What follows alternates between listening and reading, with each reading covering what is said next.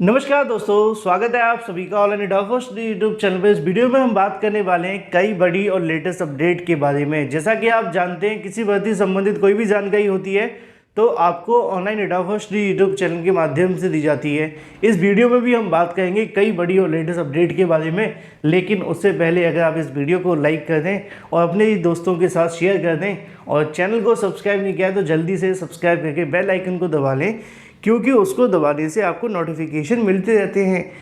दोस्तों, आगे बढ़ने से पहले हम बात करने वाले हैं सीटेट की बेस्ट बुक के बारे में, जो कि चक्षु प्रकाशन की है। अगर आप सीटेट में 130 नंबर से ज़्यादा लाना चाहते हैं तो ये बेस्ट बुक आप सभी के लिए है। सीटेट की बेस्ट बुक में आपको मिलते हैं 2800 से ज़्यादा क्वेश्चन, साथ ही साथ 2011 से लेकर अब तक के सभी प्रीवियस ईयर क्वेश्चंस के पेपर भी। ये बुक आपके सिलेबस और पैटर्न को ध्यान में रखकर ही तैयार की गई है, जिसमें आपको सभी इंपोर्टेंट टेबल, इसके साथ ही फैक्ट्स भी देखने के लिए मिलते हैं। जैसा कि आप सभी स्क्रीन पर देख सकते हैं, इसके अंदर आप सभी को मिलते हैं महत्वपूर्ण क्वेश्चंस, साथ ही साथ उनके सटीक आंसर के साथ व्याख्यात्मक हल भी आपको देखने के लिए मिलते हैं, जैसा कि आप अपनी स्क्रीन पर देख सकते हैं। साथ ही चक्षु प्रकाशन की आपको सीटेट की गाइड के साथ में देखने के लिए मिलते हैं प्रैक्टिस सेट भी, और अलग अलग सब्जेक्ट की चैप्टर वाइज सॉल्व पेपर की बुक भी आती हैं, जिनको आप परचेस करके अपनी तैयारी को और भी मजबूत बना सकते हैं। इन बुक को परचेस करने के लिए मैंने आपको लिंक वीडियो की डिस्क्रिप्शन में दे दिया है, आप वहां से जाकर अमेजोन या फ्लिपकार्ट से ले सकते हैं, साथ ही साथ अपने नज़दीकी स्टोर से भी परचेस कर सकते हैं, लिंक वीडियो की डिस्क्रिप्शन में है। तो चलिए शुरुआत करते हैं सबसे पहली अपडेट को लेकर। क्या आप सभी ने कभी नकल की है? अब आप कहेंगे कि सर आप नकल के बारे में क्यों पूछ रहे हैं? कभी की हो आपने 10वीं से लेकर 11वीं या 12वीं के अंदर, या कोई भी छोटी मोटी क्लास के अंदर भी अगर आपने की है तो कमेंट करके अवश्य बताना, क्योंकि वहाँ पे आप सभी से एक बात कही जाती है कि नकल के लिए भी अकल की आवश्यकता होती है। वो क्यों कहा जाता है, उसकी कोई वजह है। अगर बात की जाए नकल को लेकर तो कुछ ऐसा ही मामला देखने के लिए मिला बीटीसी डीलेड के बारे में। अगर बात की जाए बीटीसी डीलेड को लेकर, नकल के चक्कर में रोल नंबर तक उतार दिया। मतलब ये हुआ कि इतनी अच्छी जो नकल की थी उसका कोई फ़ायदा नहीं मिला। क्यों नहीं मिला, नीचे देखिए। डीलेड परीक्षा देने वाले प्रशिक्षु नकल में इतने मगन हो गए कि कॉपी पर दूसरे का रोल नंबर तक उतार डाला। जिला बेसिक शिक्षा प्रशिक्षण संस्थानों की अगर बात की जाए, एक अभ्यर्थी की दो कॉपियां पहुंच गईं, जबकि नकल करने वाले की कॉपी नहीं मिली। ऐसे में उसे अनुपस्थित कर दिया गया। 18 मामलों की जांच चल रही है। परीक्षा नियामक अधिकारी कार्यालय एलनगंज डीलेड 2021 के प्रथम सेमेस्टर का रिजल्ट बीते 11 अगस्त को घोषित किया गया था। स्क्रूटनी परिणाम 30 जनवरी को आया था। डाइट में मूल्यांकन के दौरान प्रथम सेमेस्टर के 18 अभ्यर्थियों की दो कॉपियां मिली हैं। अब आपको बात बस यहीं से समझ लेनी है कि 18 अभ्यर्थियों की दो कॉपियां मिली हैं, मतलब टोटल नकल में शामिल अभ्यर्थी कितने थे? 36। क्यों शामिल थे 36? क्योंकि 18 तो वो अभ्यर्थी जिनकी कॉपी से नकल की गई थी, और 18 वो अभ्यर्थी जिन्होंने नकल की थी। लेकिन दिक्कत उनको ये रही कि उनके माध्यम से उन्हीं के रोल नंबर उतार दिए गए और फिर उन 18 के अभ्यर्थियों को यहाँ से अनुपस्थित घोषित कर दिया गया। इसी वजह से किसी ने खूब कहा है कि नकल के लिए अकल की आवश्यकता होती है। चलिए दोस्तों, बात कर लेते हैं अपनी अगली अपडेट के बारे में, जो कि संबंधित है यूपी टीईटी 2023 के बारे में। यूपी टीईटी 2023 को लेकर कल बेसिक शिक्षा विभाग के माध्यम से पता नहीं कौन सा माल का इस्तेमाल किया गया, और उसके बाद में लगातार ट्वीट वे ट्वीट देखने के लिए मिले।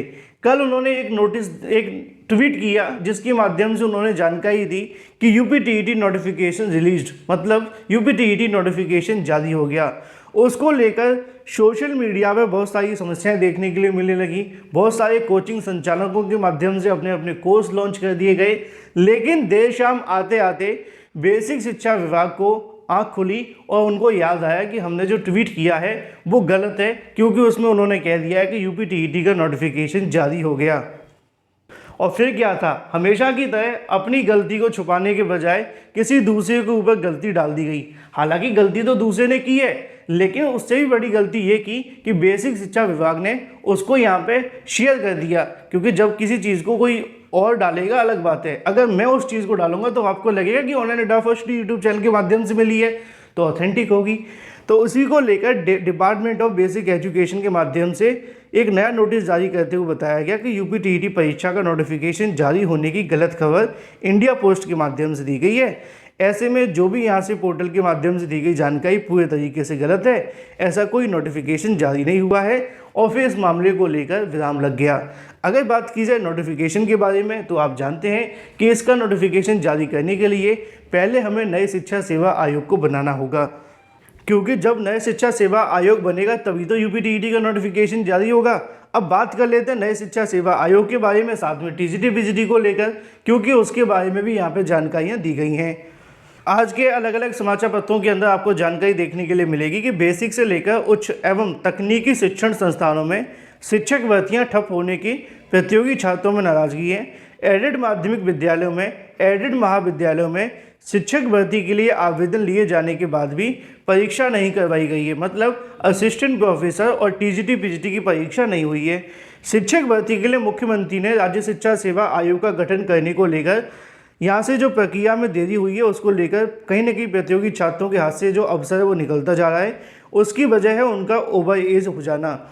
अगर बात की जाए ऐसे प्रतियोगी छात्र जो लगातार आयोग जल्द गठित करने की मांग कर रहे हैं, मुख्यालय प्रयागराज में बनाए जाने की मांग कर रहे हैं, अगर ऐसा नहीं होता है तो छात्र चेतावनी देते हैं कि इसके खिलाफ आंदोलन किया जाएगा।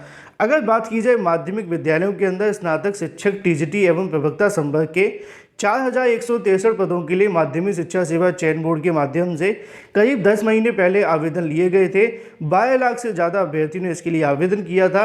भर्ती परीक्षा की तिथि को लेकर अभ्यर्थी यहां पे इंतजार कर रहे हैं, लेकिन चयन बोर्ड के सदस्य एवं चेयरमैन के पद रिक्त होने के चलते प्रक्रिया ठप है। यही स्थिति उच्चतर शिक्षा सेवा मतलब असिस्टेंट प्रोफेसर भर्ती को लेकर है। छात्रों का कहना है कि आयोग का गठन जल्द किया जाए, मुख्यालय यहाँ पे प्रयागराज के अंदर रखा जाए और उसके बाद में अगर ऐसा नहीं होता है तो छात्र आंदोलन करने के लिए बाध्य होंगे। तो फिलहाल यही वजह है यूपीटीईटी को लेकर कि आयोग बना नहीं है तो यूपीटीईटी कैसे होगा, और टीजीटी पीजीटी परीक्षा को लेकर जो अभ्यर्थी इंतजार कर रहे हैं उनके माध्यम से मांग की जा रही है कि जल्द से जल्द टीजीटी पीजीटी परीक्षा करवाई जाए आयोग का गठन करने के साथ ही। चलिए बात कर लेते हैं अपनी अगली अपडेट के बारे में, जो कि संबंधित है नई शिक्षक भर्ती को लेकर। नई शिक्षक भर्ती के संबंध में यहाँ से जो विज्ञापन है वो जारी कर दिया गया है कार्यालय जिला बेसिक शिक्षा अधिकारी अमरोहा के माध्यम से। जो भी संबंधित अभ्यर्थी हैं इसके लिए आवेदन कर सकते हैं। यहाँ पे आप सभी के सामने पदों की संख्या लिखी हुई है। ये कुल पद आपको देखने के लिए मिलेंगे, ये वेतन आपको देखने के लिए मिलेगा। बीएड प्लस आपके पास में टीईटी होना चाहिए उच्च प्राथमिक स्तर का, आप इसके लिए आवेदन कर सकते हैं। अब आवेदन करने के लिए अगर आप जानना चाहते हैं तो आपको अपने ज़िले की ऑफिशियल वेबसाइट पर जाना है www.nic.in, मतलब बीच में डॉट के बाद में अपने ज़िले का नाम, फिर NIC फिर .in। उसके बाद में आप सभी के सामने जो वेबसाइट ओपन होगी वहाँ पे आप सभी के ज़िले का विज्ञापन मिल जाएगा। अगर विज्ञापन निकाला गया होगा तो कस्तूरबा गांधी शिक्षक भर्ती को लेकर। चलिए बात कर लेते हैं अपनी अगली अपडेट के बारे में, जो कि संबंधित है एडेड जूनियर सीटेट को लेकर। एडेड जूनियर शिक्षक भर्ती के लिए आज गुड न्यूज़ मिल सकती है। उसकी वजह ये है कि एडेड जूनियर शिक्षक भर्ती के लिए इस मामले पर सुनवाई होने वाली है। देर शाम 2 बजे के बाद इसकी सुनवाई देखने के लिए मिलेगी और शाम आते आते मैं आप सभी को अपडेट दे दूंगा अगर कोई ऑथेंटिक अपडेट निकलती है तो। एडेड जूनियर शिक्षक भर्ती के लिए गुड न्यूज़ ये भी है कि यहाँ से जैसी मामला क्लियर होता है तब ये भर्ती शुरू हो सकती है।